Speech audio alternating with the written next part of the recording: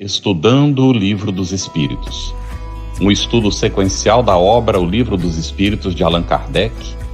Essa é a nossa forma de transmitir esperança, conhecimento e alegria.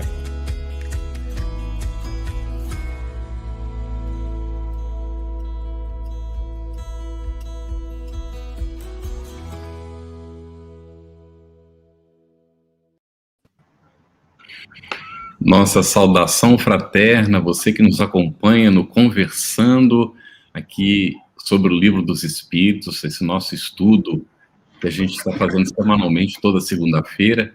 Hoje, no nosso Estudando o Livro dos Espíritos, nós vamos ter as provas da existência de Deus nas questões, nas perguntas de 1 a 9 do Livro dos Espíritos, que nós esperamos você tenha lido antes, não é? Para, então, aqui nós compartilharmos o conhecimento a respeito dessa proposta de Allan Kardec. Nós damos as boas-vindas à querida Cris, que está nos apoiando na atividade, e também as nossas boas-vindas à Denise Lino, que tem um amplo currículo, que inclui, ela é expositora e escritora espírita, idealizadora e apresentadora do programa Literatura Espírita, Prazer em Conhecer, autora do podcast Minutos com Joana, vinculada à Sociedade Espírita Joana de Ângeles e à Fraternidade Espírita Luz e Verdade em Campina Grande, na Paraíba.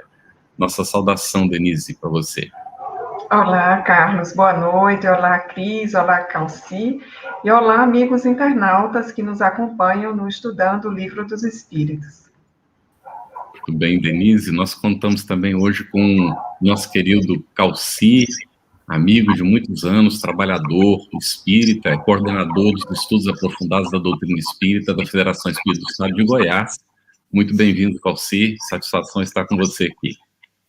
Obrigado, companheiro Carlos. Um abraço a todos os irmãos, Cris, Denise e a turma toda que nos bastidores comanda aí, ó, o programa. Muito bem. Nosso agradecimento, né, a toda essa equipe que dá o suporte, vai recebendo as perguntas, vai passando para nós, e o pessoal da técnica. É uma alegria muito grande nós estarmos juntos. Vamos lá, Denise. Então, Cris, hoje, Deus e o Infinito, começar. Então, vamos começar pelo começo, né?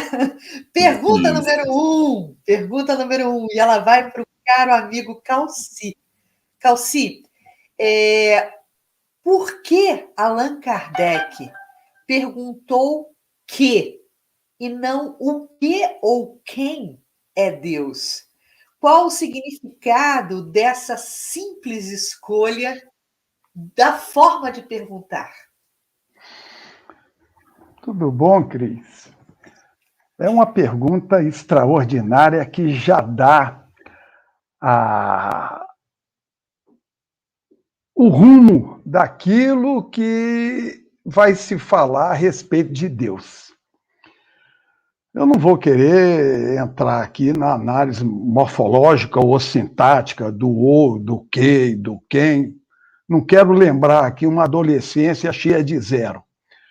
Mas a gente percebe que Allan Kardec, quando, em vez de colocar quem é Deus, que seria o natural, quando ele pergunta que é Deus, ele, na verdade, ele já estabelece a condição de que ele não está limitando a ideia de Deus como gente, como pessoa.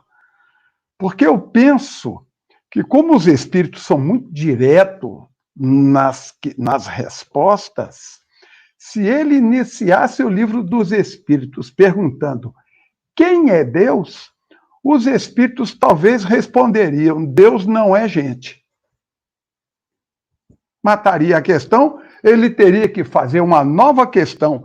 Então, que é Deus? Então ele já partiu para essa, já dentro da ideia, da convicção de que Deus, segundo o entendimento da doutrina espírita, foge a toda e qualquer ideia antropomórfica, ideia de gente, de ser humano. É interessante porque o cristianismo ele foi um avanço extraordinário, saindo do politeísmo com os deuses guerreiros que tinham forma humana, Zeus, Hércules, Minerva, Vênus, tanto da mitologia grega quanto da romana. O monoteísmo tem a concepção de Deus como eu sou. Eu sou, 3 pontinhos. E é impressionante porque sempre que você define alguma coisa, você, na verdade, limita. Não é? Quando você diz, ó, isso aqui é isso, e você diz que é um campo, você está eliminando tudo mais. É por isso que Allan Kardec, na pergunta, ele tira a limitação. Ao perguntar quem é Deus, ele entrou com que é Deus, né? Nos trazendo já na primeira questão do Livro dos Espíritos a ideia que a doutrina espírita coloca a respeito da ideia de Deus, que é um avanço àquelas ideias que se tinha do primitivismo, de deuses em forma humana, e que, por contaminação, entrou também dentro do conceito da Igreja Católica. Se a gente for lá na Capela Sistina, lá em Roma, né, nós vamos ver Deus lá com cara de brabo, né, com cara de poucos amigos. Né? Então, é esse Deus antropomórfico que Allan Kardec já elimina já na primeira questão. Excelente, Calci. Muito bom, Denise. Então, qual é a resposta que os espíritos dão a essa pergunta de Kardec, né, que o Calci explicou tão bem, que é Deus? Como a doutrina espírita apresenta Deus para nós? Vamos ver o conceito e entendimento aí da resposta que Kardec obtém dos espíritos. Isso. Então, o Calci introduziu muito bem a análise da pergunta, e esta é a primeira pergunta do Livro dos Espíritos. Para quem está nos acompanhando nesse estudo, está começando a acompanhar o Livro dos Espíritos agora, né?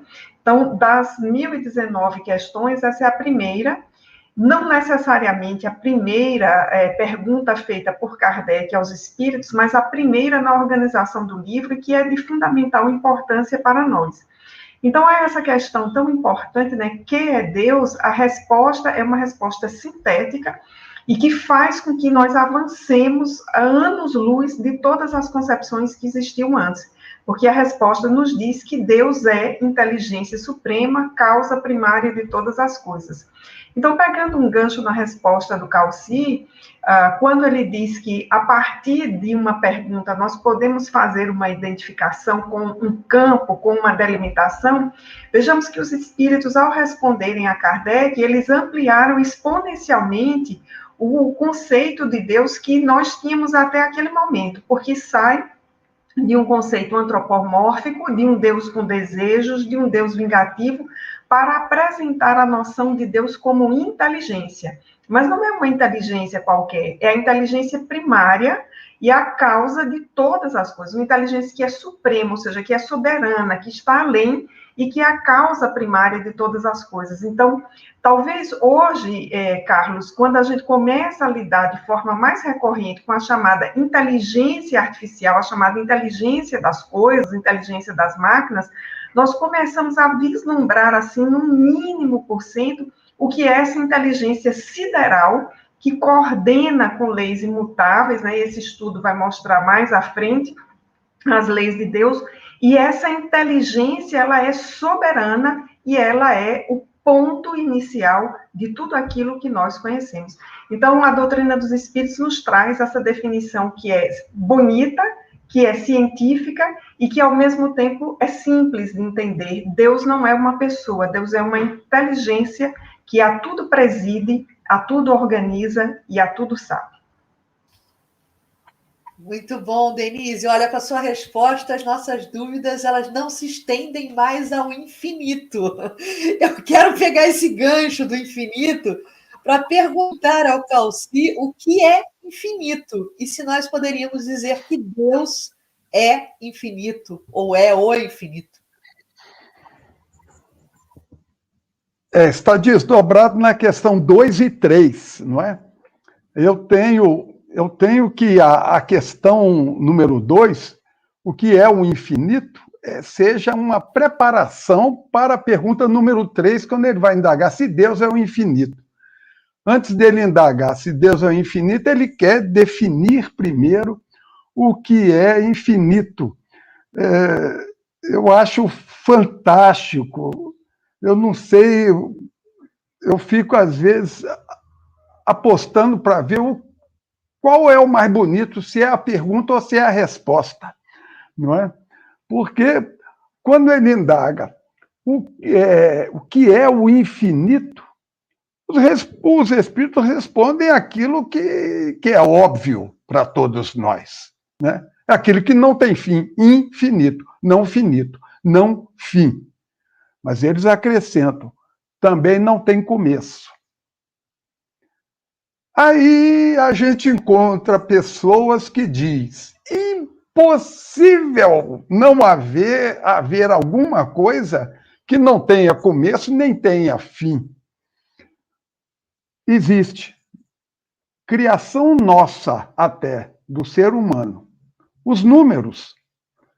Me diga o maior número que você tem aí, que eu vou te arrumar um maior do que ele. E a gente vai nesse crescendo, que a gente não vai chegar a um fim. E ao contrário também, abaixo do número 0, a gente vai ao infinito. Menos 1, menos 1, menos 1. Então, o ser humano criou algo infinito. Ora, quando ele pergunta se Deus é o infinito, esse artigo é uma beleza, esse artigozinho O que está aí. Deus é o infinito, ele não está perguntando se Deus é infinito. Ele está querendo fazer uma correspondência entre Deus e o infinito. E a resposta que os espíritos dão é: tudo aquilo que é desconhecido é para nós infinito. Ou seja, a gente considera as coisas que a gente não entende bem, nem o início nem o fim, como algo infinito. Mas quando ele indaga na questão número 3, se Deus é o infinito, os espíritos respondem: pobreza de linguagem. E é mesmo. É pobreza de linguagem. É você querer definir uma coisa que a gente não conhece por outra que a gente identicamente não conhece. O conhecimento humano é muito interessante, porque a gente só consegue conceber e conhecer as coisas através do contraditório. Por que é saúde? Porque não é doença. Por que é claro? Porque não é escuro. Porque é dia? Porque não é noite. Porque é isso? Porque não é aquilo. Então, o nosso entendimento sempre é de algo. Para conhecer algo, a gente busca o contraditório. E com isso a gente consegue definir. Agora, Deus e infinito são duas coisas que a gente não tem o contraditório. Não há possibilidade. É mais ou menos como a questão do tempo e do espaço, não é? Não existe inespaço ou inespaço, não espaço. Não existe tempo, não tempo. Então, nós não temos a mínima condição de comparar, de saber o que é tempo, nem saber o que é espaço. O que foi que nós fizemos? Nós dissemos que tempo é a distância percorrida, melhor dizendo, que espaço é a distância percorrida em determinado tempo, pela luz, por alguma coisa. Ou seja, a gente comparou uma coisa com outra, de duas coisas que a gente não conhece absolutamente. É por isso que os espíritos respondem para Allan Kardec: pobreza de linguagem. Nós ainda somos bastante limitados, né, para certos entendimentos. Estamos buscando, né, nos desenvolvendo. Nós vamos agora, para você que está acompanhando aí, para as questões 4 a 6, né? Entrando mais diretamente nas provas da existência de Deus. E, Denise, onde se pode encontrar a prova da existência de Deus? Ok, Carlos, antes de responder essa questão, eu queria destacar para quem nos acompanha que, embora nós estejamos numa parte extremamente filosófica do Livro dos Espíritos, que é toda a primeira parte do livro, as questões não são questões difíceis, são questões que nós nos colocamos em algum momento da vida e são formuladas de um modo fácil. Então, isso torna a leitura do Livro dos Espíritos muito encantadora. Só pegando um gancho aí na questão do Calci, eu também fico nessa dúvida, às vezes, o que é mais encantador? É a pergunta ou é a resposta? Porque eu me vejo muito em algumas questões, talvez não formulando, com certeza, com a capacidade de síntese de Kardec, mas há algumas questões que ele coloca que em algum momento da vida eu já me fiz também. Por exemplo, essa, onde encontrar a prova da existência de Deus? É uma pergunta que nós nos fazemos num momento de reflexão, num momento de vida em que nós estamos mais reflexivos, mais questionadores, num momento de dor, a gente precisa, inclusive, ter essa resposta, né, que nos aponte para algo em que nós possamos verificar com uma concretude, assim, onde encontrar as provas da existência de Deus. E Kardec faz essa indagação na questão de número 4. E a resposta é uma resposta para nos fazer pensar. E isso é o que eu quero chamar a atenção antes de ler aqui a resposta. Ela não vai fazer indicações aqui, ali ou acolá, mas vai nos fazer pensar para que nós encontremos, aqui já adiantando a conclusão, as provas da existência de Deus em todos os lugares. Porque a resposta que os espíritos dão a Kardec é: num axioma que aplicais às vossas ciências, não há efeito sem causa. Procurai a causa de tudo que não é obra do homem, e a vossa razão responderá. Fecha aspas aqui. Então, Carlos e amigos, eu acho essa resposta muito elucidativa e, ao mesmo tempo, muito provocativa, porque aqui nós já temos uma pista de como é o diálogo com os espíritos em O Livro dos Espíritos. As respostas também eram para fazer pensar. Então, onde estão as provas da existência de Deus? A resposta que nos vem é: como existe um efeito sem causa? O que significa dizer que nós estamos diante dos efeitos. E onde vemos esses efeitos, né? Nós sintetizamos esses efeitos, assim, na natureza, na nossa própria existência. Nós podemos ir para detalhes muito mais subjetivos disso, mas acho que para esse momento inicial da discussão do livro, a resposta, né, de que a natureza nos faz pensar como ela surgiu sem que não tivesse sido criada por uma inteligência superior, uma causa primária. Então, uma resposta muito provocativa, como eu disse, no bom sentido, para nos fazer refletir sobre a existência de Deus. Denise, só um pouquinho, Cris. O Antônio Porto fez um comentário: nós somos a prova da existência de Deus, não é? E eu fiquei me lembrando de uma situação que narram, né, de uma pessoa muito, assim, dada por conhecedora, um sábio, e chega num homem simples do campo, não é?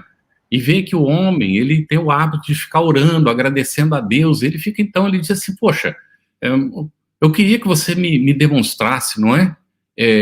Onde é que você está vendo Deus? Onde é que está Deus? E aí o homem disse assim: olha, sabe, eu na minha simplicidade, eu não saberia provavelmente lhe dizer, não é? Agora eu queria que o senhor me desse uma resposta. Se o senhor me der a resposta, aí talvez eu consiga lhe responder. Onde é que não está Deus? Então, a questão aí não é que é para a gente se perguntar. Não há necessidade, de fato, de provar que Deus existe diante de tanta evidência. A dificuldade é não ver.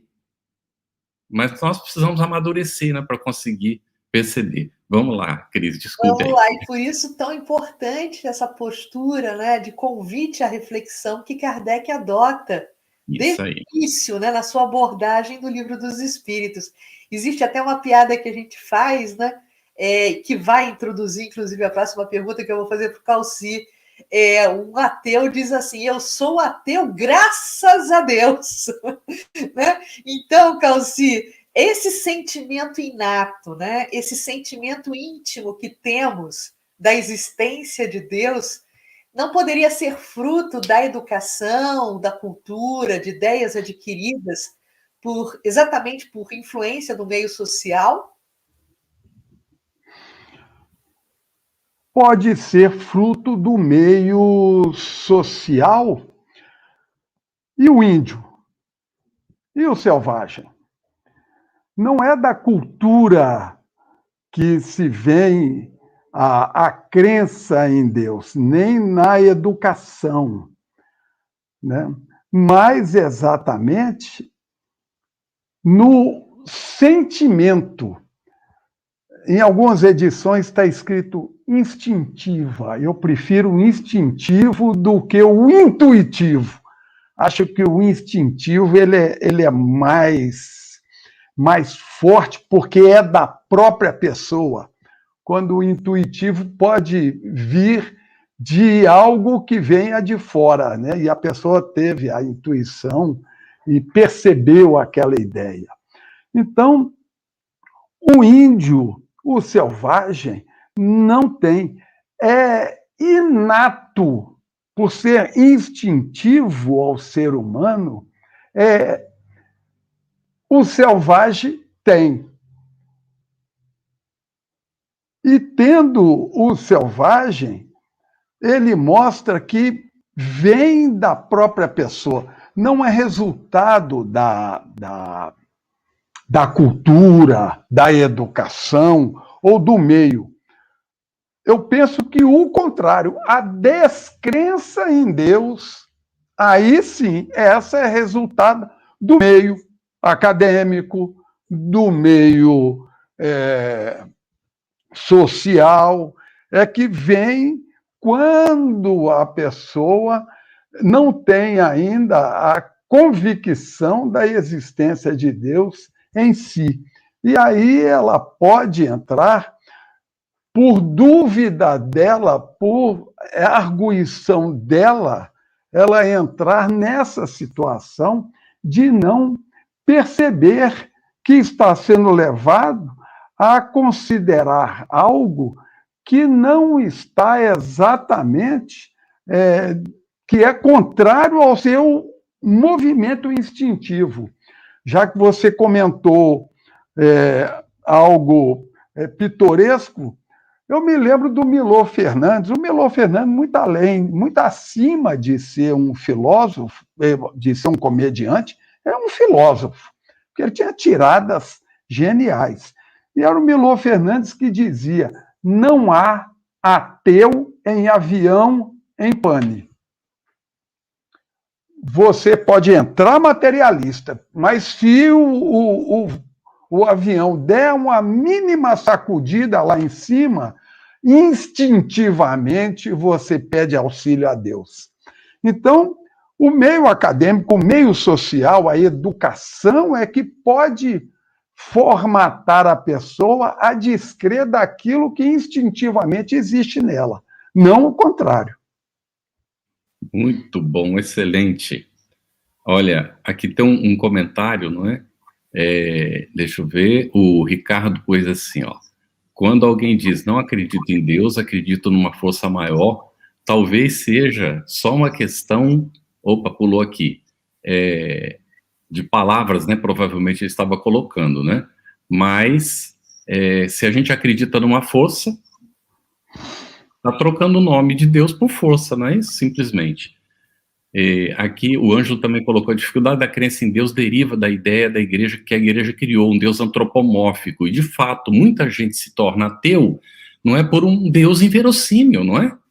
Que não faz muito sentido. E aí nós temos vários comentários interessantes aqui, o pessoal hoje está participando bastante aqui no chat, muito bom. Cris, vamos continuar então, das perguntas 7 a 9, não é? Vamos sim. Para Denise, a gente apresentaria essa questão. Denise, não estaria nas propriedades íntimas da matéria a causa primária da formação das coisas? Uhum. É uma ótima questão, Cris. Kardec propôs aos espíritos, né? E vejamos como um raciocínio vai se aprofundando, né? Para entender essa matéria. Começa com o que é Deus, depois vem um elemento de comparação. Deus seria o infinito, e a resposta é negativa, né? Muito mais do que o infinito. Dizer que Deus é o infinito ou uma força é problema da nossa linguagem, é limitação aí que nós temos. E aí Kardec vai avançar exatamente para esse item, que é um aprofundamento, é quando ele nos pergunta se nas propriedades íntimas da matéria estaria o princípio da formação das coisas. E a resposta dos espíritos é uma resposta que fala a lógica para todos nós. Então, qual seria a causa dessas propriedades da matéria, né? Vejamos que é uma resposta que vem em forma de pergunta. Então, novamente, a resposta aí nesse par dialógico que Kardec faz com os espíritos é uma resposta para nos fazer pensar. E vai mais adiante a resposta nos dizer que será sempre indispensável a causa primária, ou seja, onde tudo começou. Nós podemos, do ponto de vista científico, aqui para trazer uma ilustração, afirmar que, conforme a ciência, o universo surge com o Big Bang. A pergunta vai se colocar da mesma forma: quem organizou o Big Bang, ou como se organizou, ou que força o organizou. Então, mesmo que, vejamos, com a explicação da ciência, chegando nesse nível aí, que é extremamente avançado, que é a descrição da origem do universo, nós vamos nos encontrar com essa questão feita por Kardec, e nós vamos entender que mesmo para esse evento, que é conhecido como o evento zero, do nosso ponto de vista científico, para a descrição do universo, mesmo esse evento, ele vai precisar que nós admitamos a existência de uma causa primária capaz de organizá-lo, e mais do que isso, gerenciá-lo no seu processo de evolução, de infinita modificação, para que nós tivéssemos a experiência de habitar neste universo. Então, a resposta dos espíritos é uma resposta, Cris, que eu resumi para mim hoje, estudando esse tema, como eu denominaria de o princípio da anterioridade, ou seja, nós vamos identificando marcos, mas vamos sempre buscar a causa anterior a todos eles, e vamos nos encontrar com a causa primária, a inteligência suprema, que organiza todo esse universo em que estamos. Muito bom. Nós temos aqui um comentário da Dete Laporte, que diz assim: estudar esta obra é uma bênção. Olha, fico a pensar onde não tem Deus, não é? De fato, é muito reflexivo. E como a Denise tem destacado, a resposta dos espíritos ela é instigadora. Ao invés deles simplesmente responderem, eles colocam uma pergunta, às vezes, não é, de volta, para que a gente raciocine, para que nós usemos a nossa capacidade e busquemos o entendimento pelo esforço próprio. Então, eles não dão pronto simplesmente, não é? Porque há esse entendimento de que é na busca que nós nos desenvolvemos. E eu me lembro aqui de um filósofo católico, já desencarnado, que é o Beto Roden, que teve dificuldade, né, Denise e Calci e Cris, de aceitar o espiritismo. Ele não conseguiu entender. No entanto, quando a gente lê a obra, a gente diz, gente, da onde ele tirava esses pensamentos tão espíritas que ele coloca na obra? Quando ele diz, por exemplo, Deus nos fez o mínimo possível para que nós nos fizéssemos o máximo possível.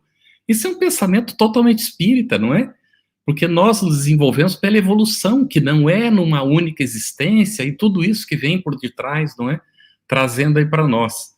Bom, é muito instigante realmente esse estudo, e eu espero que você que está acompanhando esteja sentindo isso, não é? E se sinta também, de alguma maneira, impulsionado a buscar. Porque o espiritismo é bem diferente das religiões tradicionais, ele nos instiga a realmente nos construirmos, não é, nesse processo de busca.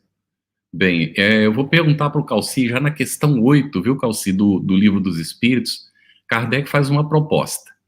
Que se deve pensar da opinião dos que atribuem a formação primária a uma combinação fortuita da matéria, ou por outra, ao acaso? Por gentileza, relacione a resposta dada pelos espíritos ao comentário de Kardec sobre a questão da harmonia existente no mecanismo do universo. Pode ser? Pode ser. A Terra gira em torno do seu próprio eixo a uma velocidade descomunal. A Terra gira em torno do Sol a uma velocidade de quase 108 mil quilômetros por hora. Alguém sente balançar alguma coisa? Diz um amigo meu, somente aqueles que têm labirintite é que conseguem perceber o movimento de rotação e translação. Nós não percebemos, mas o homem constrói um carro que anda a 300 km por hora, faz uma barulheira, de vez em quando arrebenta o motor, sai óleo para tudo quanto é lado. Ora, a perfeição da matéria é exatamente a perfeição, a harmonia de todos os multiversos. A harmonia de tudo, do micro ao macro, é que nos prova a existência de Deus. Porque se você atribuir tudo isso ao acaso, você está tirando a palavra Deus, está botando acaso, e está atribuindo ao acaso uma inteligência suprema e uma causa primária de todas as coisas. Está elegendo o Deus acaso. Aliás, dizem que acaso é o pseudônimo de Deus, não é? Ele deixa os homens imaginarem que é o acaso. Mas você imagina o seguinte, se você considerar que toda essa harmonia que existe nos multiversos, se ela é fruto do acaso, eu posso considerar que a formação do dicionário se deu pela explosão das letras. As letras explodiram e se organizaram da letra A à letra Z, uma atrás da outra, direitinho. Então, é exatamente a harmonia, a beleza do universo, a harmonia com que nós navegamos nesse planetinha de meu Deus, com que nós navegamos pelo universo afora, é que nos dá a garantia da existência de um ser que coordena tudo isso e que os espíritos denominaram de inteligência suprema e causa primária, primeira de todas as coisas. É interessante que as pessoas, quando querem definição de Deus, elas esperam talvez assim: é a bondade suprema, é a misericórdia infinita, é o perdão, é o amor. Os espíritos disseram, é a inteligência suprema, talvez dizendo para a gente que o amor, a bondade, o perdão, a infinita misericórdia estão contidas nessa inteligência suprema. E os seres que ainda não conseguiram desenvolver ainda a inteligência de maneira possível a uma criatura, colocam em dúvida a existência de Deus talvez por orgulho ou por deslumbramento de si mesmo. Nós ficamos deslumbrados de nós mesmos e aí passamos a não considerar a existência de algo que seja superior a nós. E aí atribuímos ao acaso, atribuímos a outros fatores fortuitos. Eu tentei, certa feita, entender a teoria das cordas que explica o universo. Você tem que partir de tanta premissa, de tanto dogma admitido pela ciência para você desenvolver o pensamento, que eu falei, não, é demais para mim. Eu prefiro acreditar na criação de Deus, é mais simples e atende o nosso instinto. Muito bom. Tem um comentário bastante interessante aqui, há um minuto atrás, Jorge Luiz Mendes, ele, de certa forma, reproduz o que o Calci colocou para a gente. O acaso, 8h34, o acaso é talvez o pseudônimo que Deus usa quando não quer assinar as suas obras. Né, Calci? É isso aí que você colocou para a gente também. Obrigada aí pelo reforço do Jorge Luiz. Agora, uma outra questão, Denise, que eu vou tentar dar desdobramento para você. Na verdade, Kardec fecha o tópico sobre as provas da existência de Deus com uma pergunta bastante desafiadora. Ele diz o seguinte: em que é que, na causa primária, se revela uma inteligência suprema e superior a todas as inteligências? Denise, como os espíritos e Kardec trataram essa questão, este tema? Isso, essa é uma questão muito importante e eu diria muito inteligente, Cris. Até para a gente entender, tem que ler várias vezes. Eu queria recuar um pouquinho para o internauta acompanhar o seguinte raciocínio. Verifique como essa proposição do Livro dos Espíritos sobre Deus ser inteligência suprema é uma proposição avançada do ponto de vista científico e uma proposição que nos faz sair do lugar comum de entender Deus, por exemplo, como disse o Calcir, como a suprema misericórdia, para entendê-lo de forma mais completa e mais complexa. Vejamos que nós temos um substantivo, que é inteligência, e um adjetivo, que é suprema, inteligência suprema. Então, isso nos leva, traduzindo assim minimamente, a entender essa inteligência no máximo. Por que isso é importante? Porque a época de Kardec, e depois, durante muito tempo do século XX, nós conhecíamos uma única inteligência, que era a inteligência lógico-matemática, o famoso QI, pelo qual muita gente foi avaliado durante dezenas de anos. Posteriormente, qual foi a grande revolução na área dos estudos de inteligência? Foi mostrar a inteligência emocional. É a grande tese do psicólogo Daniel Goleman. Mais recentemente, uma nova revolução nessa área de estudos fala em inteligências múltiplas.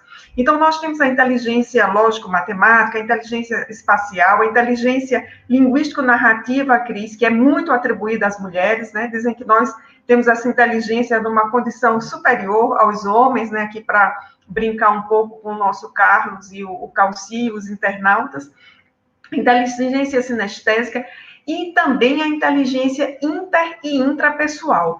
Afora outras, na inteligência musical. Então, vejamos aonde nós chegamos. Olhando para o comportamento humano, nós somos capazes de descrever hoje praticamente 10 tipos diferentes de inteligência que se interconectam. E aí, se nós olhássemos para um ser humano e quiséssemos dizer qual é o ser humano no ápice da sua inteligência, seria aquele que lidasse com todos esses tipos de inteligência ao mesmo tempo. O que nós sabemos é que a imensa maioria de nós lida bem com um ou outro tipo de inteligência, mas não com todos ao mesmo tempo. Seria um gênio para ter todas essas inteligências ao mesmo tempo. Então, feito esse preâmbulo, vamos voltar para a questão número 1 de O Livro dos Espíritos, né? Quando Kardec pergunta que é Deus, e a resposta, inteligência suprema, causa primária de todas as coisas. Então, essa inteligência suprema, ela tem não apenas todas essas inteligências que foram minimamente descritas para nós, né? Não apenas essas, mas infinitamente muito mais do que essas, numa condição superlativa, e mais adiante no Livro dos Espíritos nós vamos entender que essa é uma inteligência suprema, soberanamente justa e boa. O que eu mais gosto dessa resposta que está mais à frente, Cris, é o advérbio, soberanamente justa e boa. Então, é de uma forma assim que nós não conseguimos aquilatar.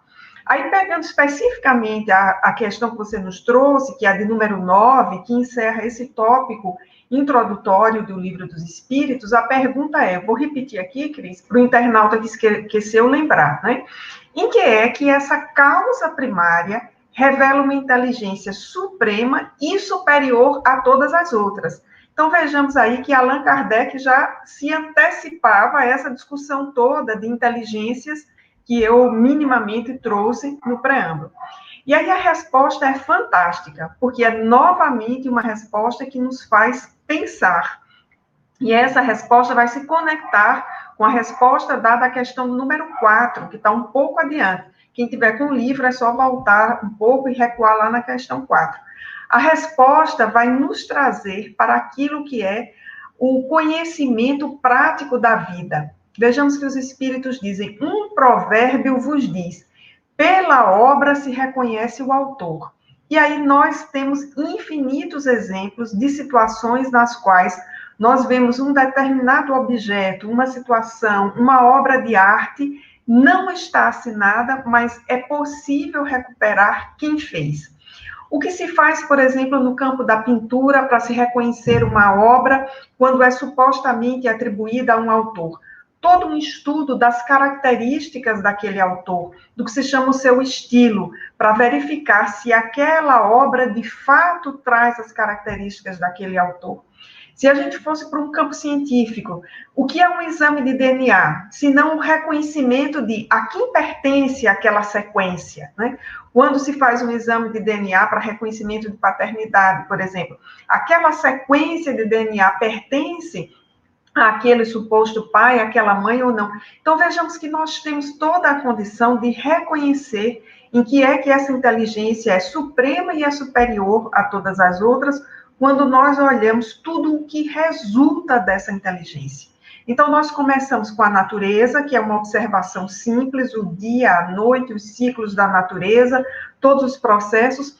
Nós avançamos e olhamos, como o Livro dos Espíritos vai nos trazer mais à frente, as leis morais. Então, nós temos aí a lei do trabalho, a lei do progresso, a lei de sociedade, a lei de reprodução, e de conservação, de destruição, de liberdade, nos mostrando essa inteligência suprema. Mas eu queria trazer aqui uma história que eu pensei que quase o Carlos ia contar, que é uma história que a gente contava muito quando evangelizava. Eu narrei essa história muitas vezes para várias gerações de evangelizandos. É uma história curtinha que o Espírito Meimei ditou a Chico Xavier. É uma história que o Espírito Meimei ambienta naquele mundo da Arábia, né? Então, aquele senhor muito simples, um árabe que conduzia camelos, que não tinha nenhum conhecimento de escrita, mas era profundamente reverente a Deus, porque ele enxergava Deus em todas as coisas. E o dono daquela companhia que atravessava o deserto era um homem muito soberbo, muito orgulhoso, e sempre questionava aquele seu fiel trabalhador, por que ele orava tanto? Um dia que ele podia provar que Deus existia. Aí a historinha traz várias evidências, muito poéticas e muito bonitas. Uma delas diz assim, ao receber um bilhete sem assinatura, consegue-se reconhecer a caligrafia a quem pertence?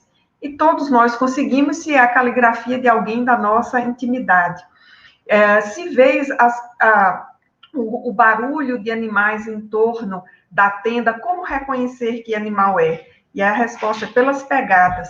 E aí a história termina dizendo que aquele simples condutor de camelos chama aquele senhor e diz, olhai para o céu à noite e vede as estrelas, como não admitir que elas são criadas por Deus?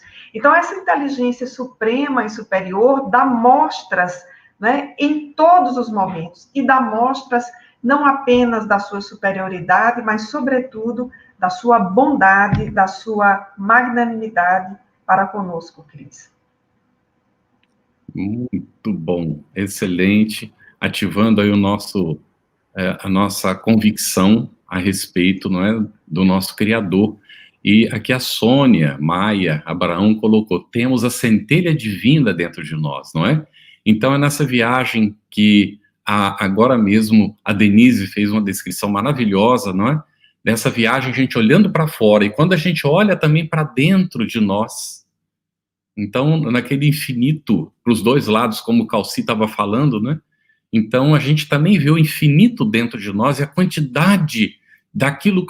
Gente, nós temos quilômetros de veias na nossa organização física, nós estamos falando só do físico. Agora, quando a gente começa a examinar a nossa essência, o que é que nós somos, é o quem nós somos e o que é que nós somos, que a gente ainda vai examinar mais à frente também no Livro dos Espíritos, não é?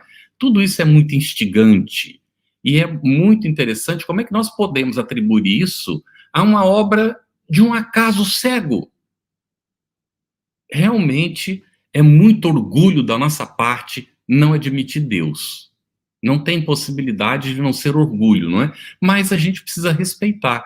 Eu me lembro de uma história que eu li há muito tempo, de um senhor que escrevia, inclusive, americano, eu não lembro o nome dele.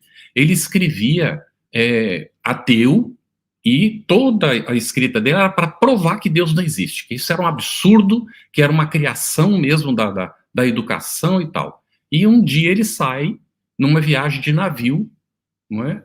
No tempo que não tinha os aviões e tal, e o navio lá pelo meio do caminho sofre um vendaval, uma coisa toda lá, e é um acidente, eles precisam saltar fora para ir para os barcos, né, salva-vidas. Ele entra num barco daquele e vai daquela tempestade, vem uma onda imensa. Na hora que ele vê a onda vindo, ele fala assim, meu Deus!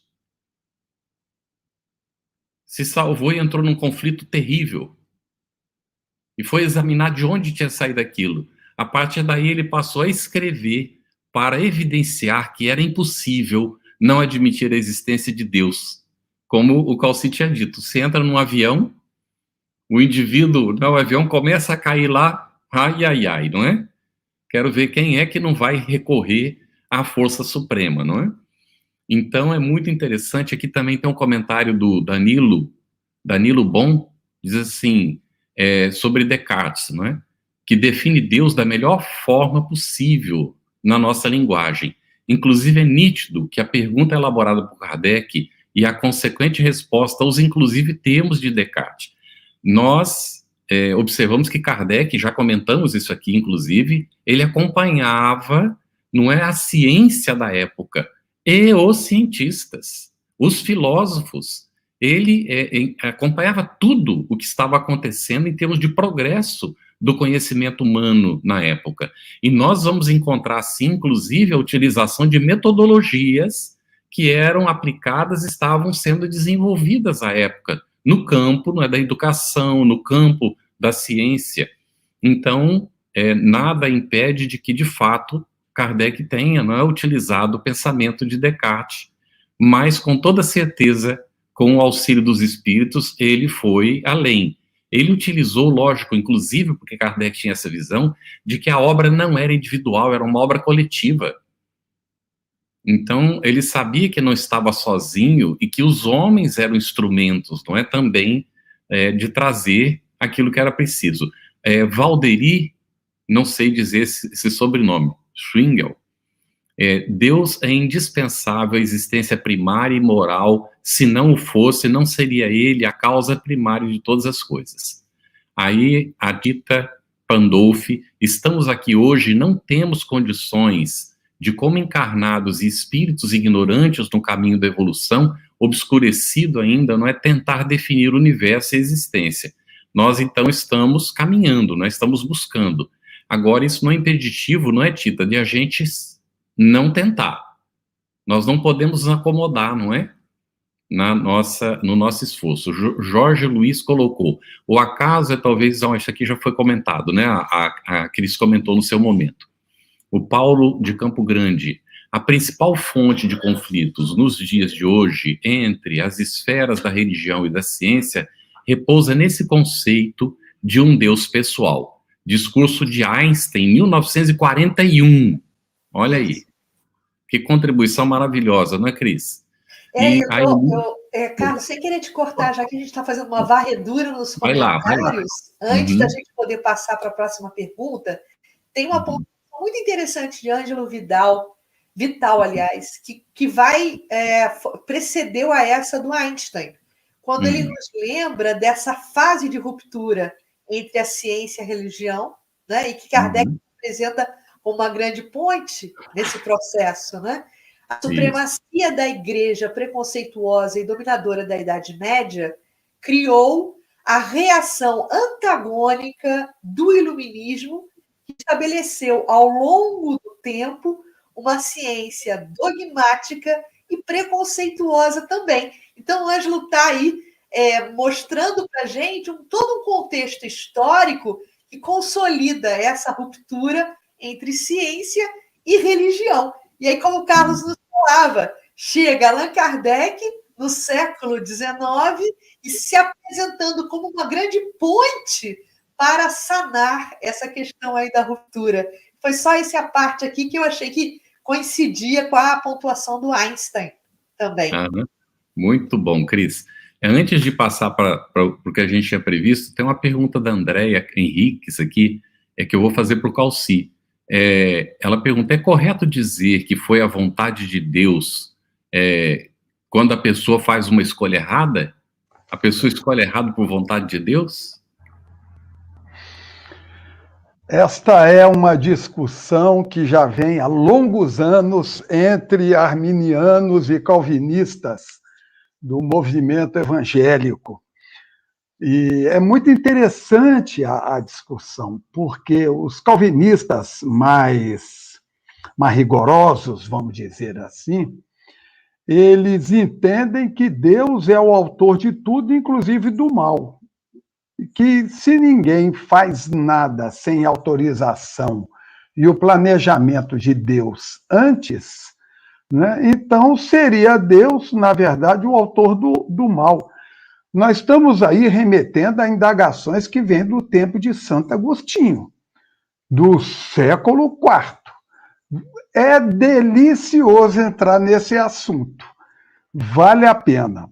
Agora, a conceituação espírita, ela varia um pouco dessa discussão nobre, edificante, elucidativa que a gente verifica hoje dentro do meio evangélico, entre arminianos, que adotam a postura mais do livre-arbítrio, e dos calvinistas, que apostam mais numa visão da predestinação de tudo. Deus predestina e ordena e pré-ordena tudo, inclusive o mal. A doutrina espírita diz assim: Deus nos cria simples e ignorantes e nos dá uma predestinação a todos, toda a humanidade. Você será perfeito. Essa é a predestinação que Deus coloca na existência de cada ser desde o início em que é criado. O caminho é seu. Deus te dá o livre-arbítrio e diz, segue o seu caminho. Deus confia tanto na gente, mas confia tanto que ele nos dá o livre-arbítrio e fica aguardando, porque sabe que nós vamos chegar lá. Porque nós somos criaturas dele. Quando o homem se apropria do mal e imagina que o mal seja o melhor caminho, ele está apenas simplesmente buscando o caminho do seu aperfeiçoamento. É preciso retroceder, aprender e continuar. A concepção espírita, ela abrange, portanto, de maneira maior a possibilidade da pessoa fazer o mal. O mal feito é a ação do homem. Emmanuel diz uma frase que eu acho lapidar, dentre milhares que ele diz. Ele diz o seguinte: Deus criou o livre-arbítrio e o homem criou o determinismo. Nós nos vinculamos àquilo que nós fazemos. Então, aquilo que é o mal, que prejudique a alguém ou a nós próprios, teremos a oportunidade de corrigir lá adiante. Temos a oportunidade. Então, a doutrina espírita, ela olha de maneira mais geral, abrangendo N encarnações, em que, mesmo praticando o mal, a pessoa tem a possibilidade de se corrigir e um dia atingir o pensamento, a sua ideia de que ele é criatura de Deus e seguir o seu caminho. Isso está muito bem representado numa parábola de Jesus, do filho pródigo. Errou, cometeu o erro, um dia ele cai em si. Ô, frasezinha bonita, caiu em si. É quando a pessoa se verifico Deus que está em si, a imanência de Deus, a presença de Deus em cada um. O que eu estou fazendo aqui? Eu não sou isso, eu sou filho daquele pai. E aí se posta no caminho, ou seja, converte o mal feito em oportunidade da evolução. É uma discussão interessante, talvez a gente poderia um dia separar assim, uns 2 meses para a gente conversar sobre isso. O Cris, tem 2 perguntas do Jaime ali no privado. Faz para a Denise essas 2, pode juntar as 2 que tem relação uma com a outra, né? Sim, são maravilhosas as considerações aqui do Jaime, né? Coloca o seguinte, Denise, não seria o pensamento a causa do ateísmo? E na segunda questão, no desdobramento dessa questão, ele coloca um complemento, né? E não seria o pensamento orgulhoso a causa do ateísmo? Cris, eu acho que o nosso Jaime aí já respondeu a questão, né? Quando ele coloca na segunda pergunta o pensamento orgulhoso.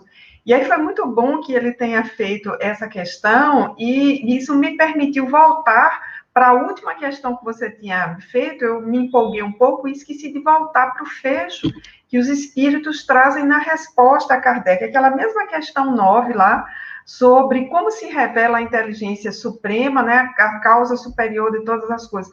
E os espíritos dizem algo muito interessante, né? É que é o nosso orgulho que gera a incredulidade. Um homem orgulhoso, a pessoa orgulhosa, se considera acima de tudo, inclusive para o seu próprio engano, se considera acima de Deus.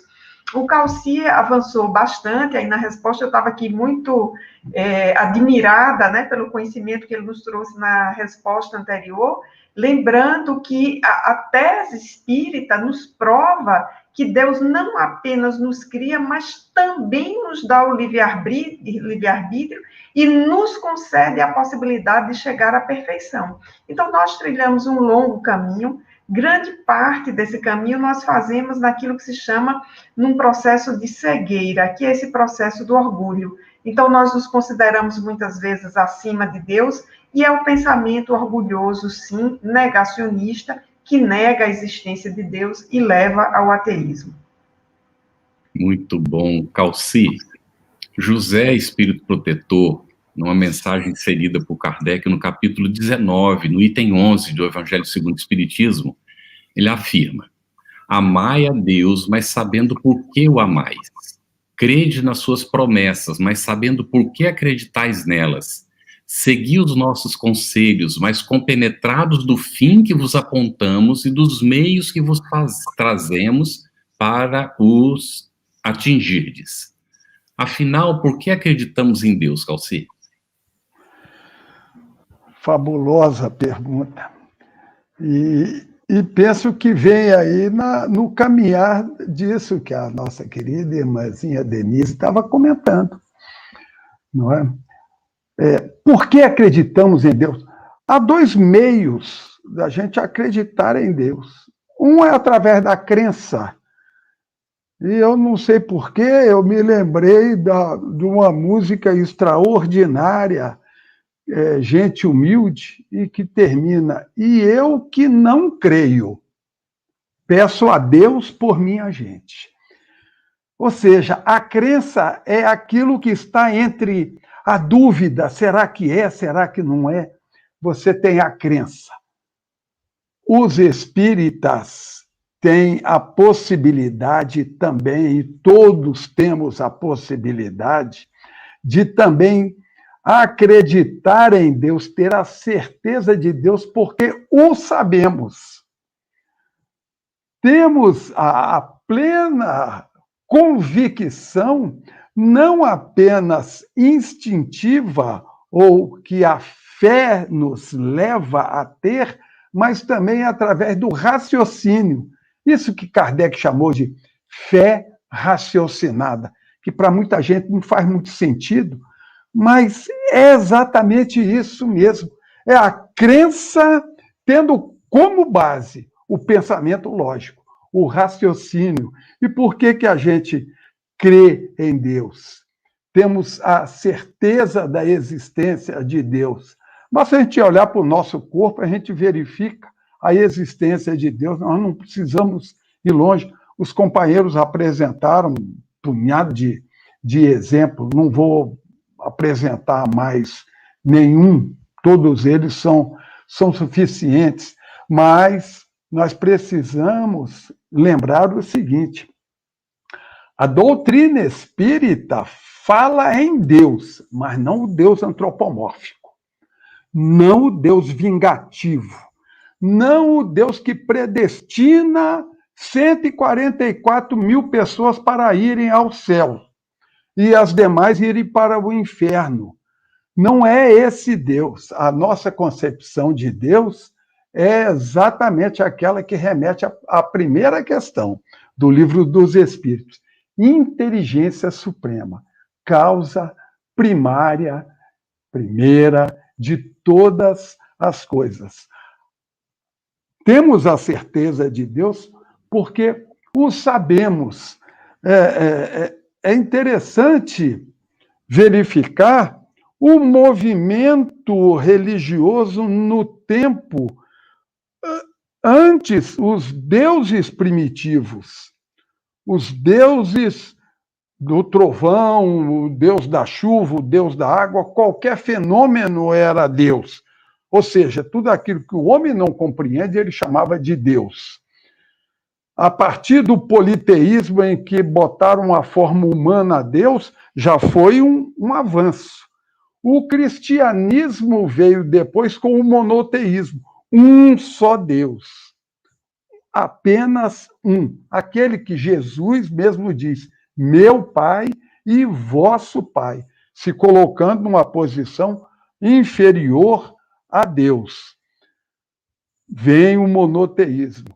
Com o avanço do tempo, no tempo da ciência, no tempo das luzes, no tempo do raciocínio, a doutrina espírita nos apresenta, além da possibilidade da crença, da fé, do algo instintivo em cada um de nós, também o entendimento, o saber de Deus pelo raciocínio lógico. Muito bom. Temos aqui uma questão da Marcilene Oliveira, que acabou de colocar isso aqui no chat. Eu vou aproveitar essa observação da Marcilene para fazer a próxima pergunta aqui. Ela diz o seguinte: quanto mais aprendo, mais creio em Deus, e quando minha mente não consegue compreender certos acasos, que ela coloca entre aspas, creio ainda mais. Então, Denise, essa pergunta vai para você, minha irmã. Nós estamos vivendo momentos muito difíceis, muitos lutos, né? É realmente um momento muito desafiador para todos nós. E essa ideia e a certeza da existência de Deus é por si só uma questão e uma convicção muito consoladora. Mas o que eu gostaria de te perguntar é como perceber, Denise, a existência de Deus na minha vida, de uma forma aproximada. Cris, eu vou pegar a resposta aí da internauta, Marcilene, é isso? Isso. Vou fazer um Ctrl+V, Ctrl+C aqui da resposta dela. Quanto mais eu entendo Deus, mais eu vejo a sua inteligência suprema se mostrando sempre misericordiosa. E quando eu não entendo os acasos, aí é que eu percebo Deus. Vou me apropriar dessa resposta porque foi perfeita. Para lembrar que essa matéria é uma matéria que envolve conhecimento da área da filosofia, conhecimento da área da física, mas também poesia e percepção. Então, nós enxergamos Deus em nossas vidas, e eu posso falar isso por mim, desde aquilo que o Carlos lembrou ontem, né, os quilômetros de veias, né, a forma como o sangue está distribuído no corpo, mas o fato de ter duas vistas, de modo que se uma ficar prejudicada, a outra pode superar, né? Quem é míope sabe bem disso, aqui eu estou olhando para os 4 nessa tela, os 4 usam óculos, né? Então, a gente percebe como um olho compensa o outro, 2 pulmões. Então, assim, o corpo humano é essa máquina perfeita, considerada a máquina mais perfeita que existe, né? A ponto de inspirar o funcionamento de computadores. O que é um computador, se não uma analogia em relação ao funcionamento do corpo humano. Então, eu percebo Deus em mim, no corpo humano, percebo na natureza, mas percebo muito, Cris, naquilo que eu chamo de o engendramento da vida. Eu não poderia ter feito minha vida melhor em nenhum momento, e quando eu olho para ela, eu vejo aquela mão invisível lá, daquela prece bonita, pegadas na areia, sempre me conduzindo, e sei que conduziu a cada um de nós que está acompanhando essa live. Então, percebo Deus nessas pegadas da vida, nessas marcas. Olha só, gente, que coisa interessante. A Nail Duque, de São Paulo, que está acompanhando pela Mansão do Caminho, ela fez uma pergunta muito relacionada com essa que a Cris apresentou agora. Meditar, isso é para o Calci, tá, Calci? Meditar é uma maneira, ou a única maneira de encontrar o Deus que existe dentro de mim? Talvez seja uma forma por excelência, mas não é única, não é?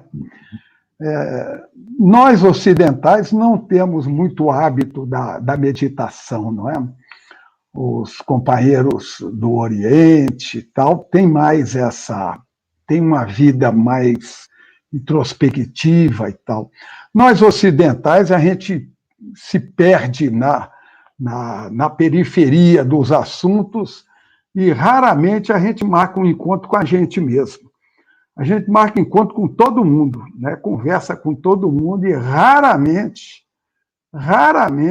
eu estou falando por mim, não sei vocês, marco um encontro comigo mesmo para saber como é que você vai, como é que vai esse Deus que está dentro aí de você e tal.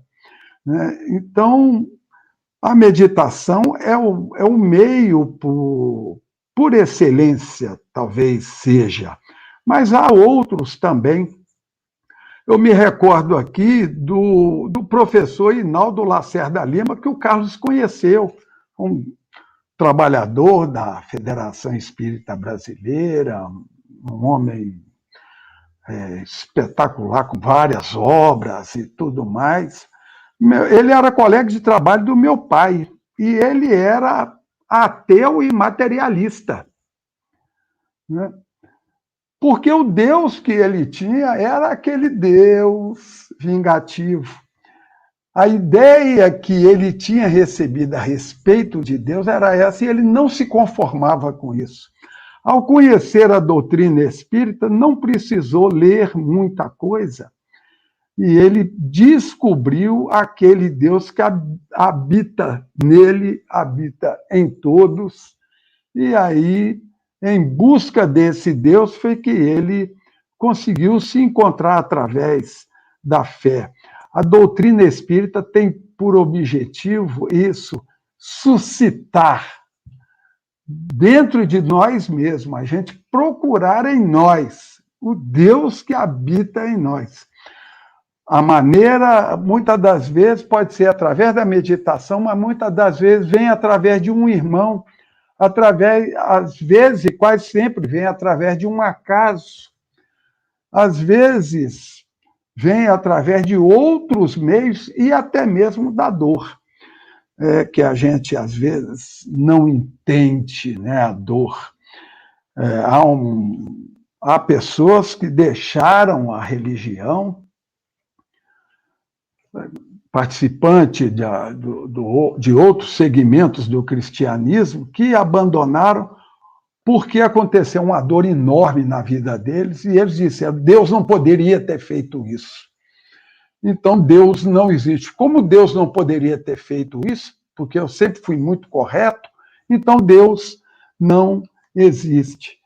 Esse é o momento da gente buscar na meditação e na fé a presença e a existência de Deus. Tudo que acontece na vida de cada um de nós visa o nosso aperfeiçoamento, ainda que seja dor. Muito bom. Muitos nossos agradecimentos profundos. Denise, suas palavras finais. Hoje nós temos um tempinho, dá para fazer um breve comentário cada um, por gentileza. Carlos, eu quero agradecer imensamente ao convite de estar aqui. Foi uma oportunidade de reestudo dessa parte inicial do Livro dos Espíritos, isso é muito bom. Quero estimular quem esteja nos acompanhando nesse estudo a prosseguir, faça as suas leituras, acompanhe os estudos aqui, porque a doutrina dos Espíritos é aquilo que nós definimos como uma doutrina letrada, ou seja, é uma doutrina que está nos livros. Não é uma doutrina a partir da opinião de alguém, é uma doutrina de investigação. Então, essa demanda do estudo é uma demanda nossa. E esse programa aqui visa exatamente favorecer esse processo de imersão na doutrina dos Espíritos. Então, eu desejo muito êxito a todos, estou muito feliz e muito agradecida pela oportunidade de ter vindo essas 3 últimas lives aqui, encontrar com vocês, que são grandes amigos desde já. Nós vamos te dar uma folga, mas vamos voltar a te convidar, tá bem? Tá bom, eu ficarei muito feliz.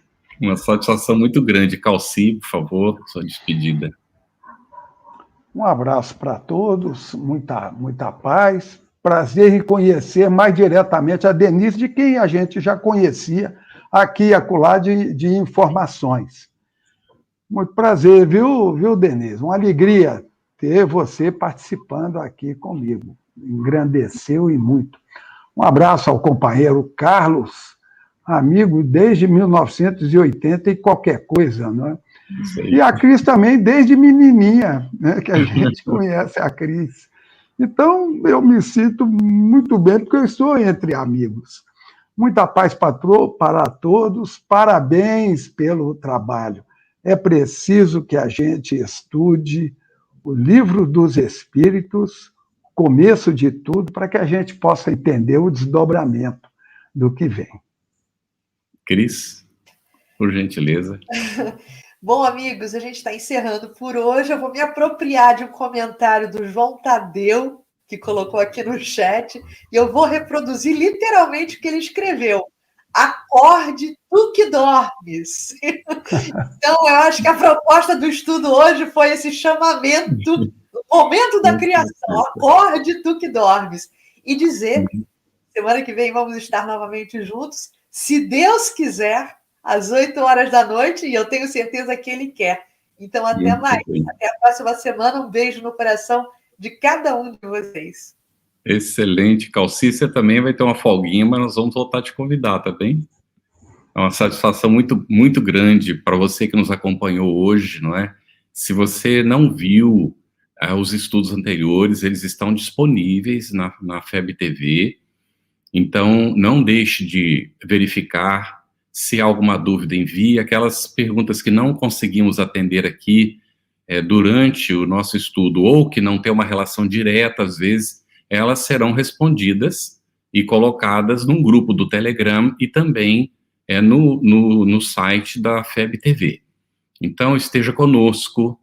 Como já recomendado, leia antes as perguntas para facilitar, traga as suas dúvidas, os seus comentários, que sempre que a gente puder, nós vamos aproveitar também os comentários, e o nosso grande abraço, muito fraterno para todos, e muito ânimo na pandemia. Oremos uns pelos outros, e que Jesus nos ilumine sempre. Muito obrigado, até a semana que vem.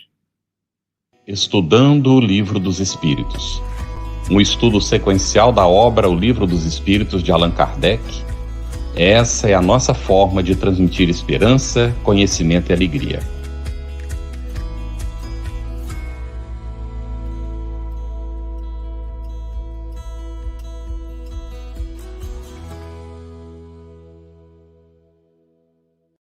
Aproveitando a minha expressão de gratidão, dizer que tu continues a participar, colaborando tanto quanto possível, para que esta proposta de amor e de paz continue a celebrar a vida por mais longos anos, porque a necessidade do mundo é impiedosa, crescente. E nós não podemos, que vivemos o bem, ficarmos ociosos, parados e contemplando, achando que Deus vem fazer aquilo que nós precisamos fazer. Minha gratidão, o meu abraço e o meu terno convite para que continuemos juntos com a FEB TV no ar, brilhando luz.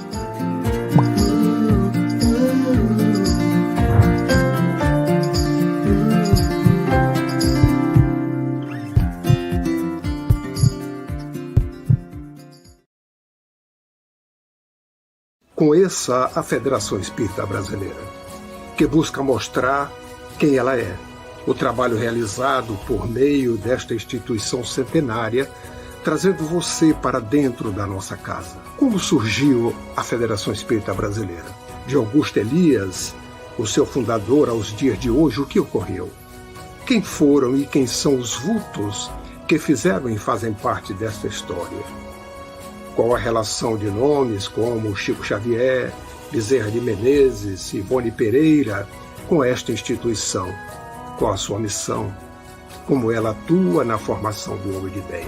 Apresentaremos a Federação Espírita Brasileira em formato dinâmico com vídeos, depoimentos, postagens históricas, áudios.